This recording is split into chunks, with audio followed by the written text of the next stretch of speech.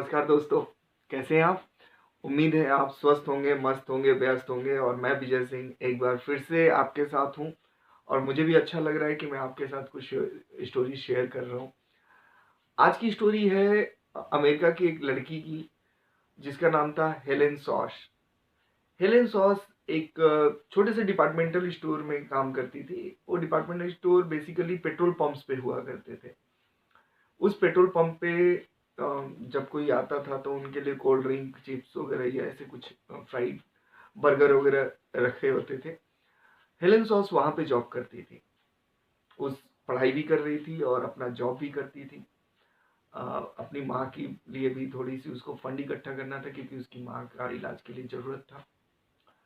अच्छी लड़की थी। एक बार की बात है, वहाँ के जो गवर्नर थे उनकी वाइफ उस पेट्रोल पंप पे आई और जैसे ही गाड़ी रुकी, उनका कारवां रुका, वह वो लेडी बाहर आई। बाहर निकलने के बाद वो पेट्रोल पंप पे चिल्लाने लगी और पेट्रोल पंप पे चिल्लाने के बाद वो सीधा सीधी अंदर गई डिपार्टमेंटल स्टोर में। वो बिल्कुल दन दन करके गई और उसने हेलन को बोला, मैं तुम लोगों के ऊपर केस कर दूंगी, तुम लोगों ने मुझे बेवकूफ बनाया हुआ है।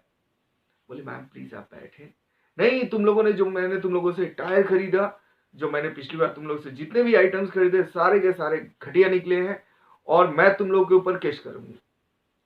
बोले, मैम प्लीज आप बैठे। उसने उसको शांत किया, उसको पानी पिलाया। पानी पिलाने के बाद बोली, मैम मैं आपकी सारी बात सुनती हूँ मैम।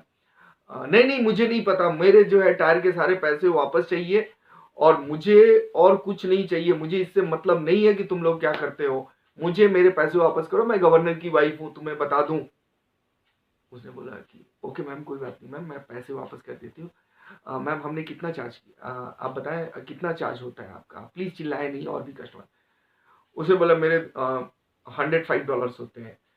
बोले, मैम $105 तो नहीं, $80 हम आपको रिफंड कर सकते हैं, मैं आपको दे सकती हूँ।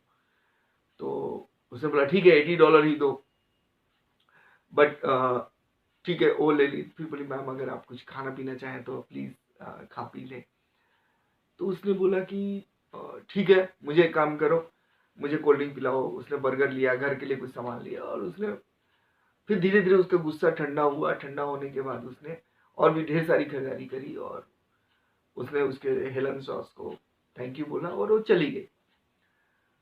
अब वहां जो और भी कस्टमर बैठे थे वो हंसने लगे। क्यों?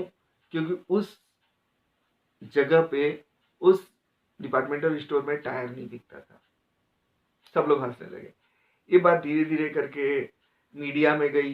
मीडिया में ये बातें हो गई कि भाई आप टायर कहीं से भी खरीदें और उसको वापस करने के लिए आप जाएं और डिपार्टमेंटल स्टोर जो है आपको कोल्ड ड्रिंक पिलाएगा और पैसे वापस हो जाते हैं।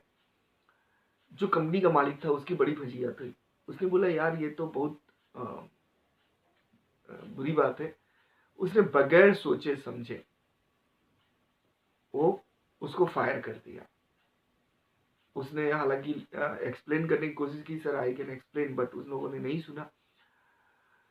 कुछ दिन के बाद जब वो गवर्नर की वाइफ थी, उनको ये न्यूज़ मिला। उन्होंने न्यूज़पेपर में पढ़ा कि एक बेवकूफ़ सी लड़की थी जो टायर नहीं बेचते, लेकिन वहां पे उसने टायर भी वापस कर दिया गवर्नर की वाइफ को। गवर्नर की वाइफ को बहुत बुरा लगा।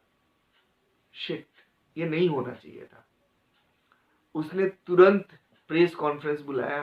पहले तो गई उस रेस्टोरेंट में, वहां पे वो मिली नहीं लड़की।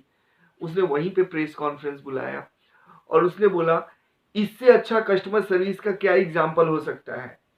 मेरी चीख चिल्लाहट से पूरे का पूरा यहाँ पे माहौल खराब हो रहा था। उस लड़की ने मुझे शांत किया। उसने शायद $80 अपनी जेब से पे किया होगा, लेकिन जो यहाँ पे बाकी के कस्टमर बैठे थे उनको डिस्टर्ब नहीं होने दिया। और उसने कंपनी के किसी भी प्रोडक्ट को खराब नहीं कहा। उसने और भी मुझे शांत किया, मुझे और चीज़ों भी खरीदने के लिए प्रेरित किया। उसका ये कस्टमर सर्विस की वजह से आज रेस्टोरेंट में लोग आ रहे हैं कम से कम। And I am really sorry, मुझे उस लड़की का नाम नहीं पता। अभी पता चला मुझे कि उस लड़की का नाम हेलेन सॉस था। और really I am telling you कि मुझे उस लड़की से सॉरी बोलना है और आप लोग को तो इसको अप्रिशिएट करना चाहिए कि इससे अच्छा कस्टमर सर्विस क्या हो सकता है।